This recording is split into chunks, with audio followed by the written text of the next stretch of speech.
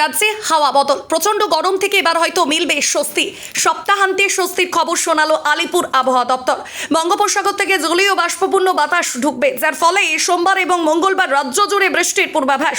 রবিবার গরম এবং অস্বস্তিকর আবহাওয়া বজায় থাকবে দক্ষিণবঙ্গে। এই দুদিন 3 থেকে 4 ডিগ্রি সেলসিয়াস পর্যন্ত তাপমাত্রা কমতে পারে। 9 জেলায় তাপপ্রবাহের সতর্কতা জারি হয়েছে।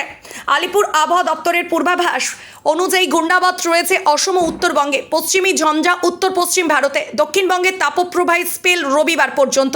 পশ্চিমাঞ্চলের 9 জেলায় তাপপ্রবাহ, বাকি জেলাগুলিতে গরম এবং অস্বস্তি বজায় থাকবে।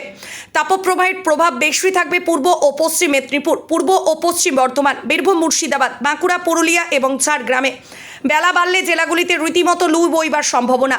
রবিবার বজ্রবিদ্যুৎ সহ বৃষ্টির সম্ভাবনা বাড়বে। উত্তর ও দক্ষিণ 24 পরগনা, পূর্ব মেদিনীপুর, নদিয়া, মুর্শিদাবাদ, বীরভূমে হালকা বৃষ্টির সম্ভাবনা। বইতে পারে ঘন্টায় 30 থেকে 40 কিলোমিটার বেগে দমকা ঝড়ো হাওয়া।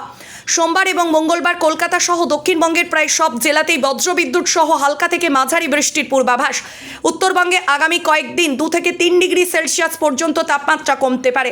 রবিবার পর্যন্ত মালদহ এবং উত্তর ও দক্ষিণ দিনাজপুরে গরম এবং অস্বস্তিকর আবহাওয়া বজায় থাকবে। রবিবার থেকে বৃষ্টির পরিমাণ বাড়বে। ভিজতে পারে উত্তরবঙ্গে জলপাইগুড়ি, কোচবিহার, আলিপুরদুয়ার, দার্জিলিং এবং কালিম্পং জেলা। সঙ্গে ঘন্টায় 50 কিলোমিটার গতিবেগে বইতে পারে দমকা ঝড়ো হাওয়া। ব্যুরো রিপোর্ট, পিবি বার্তা।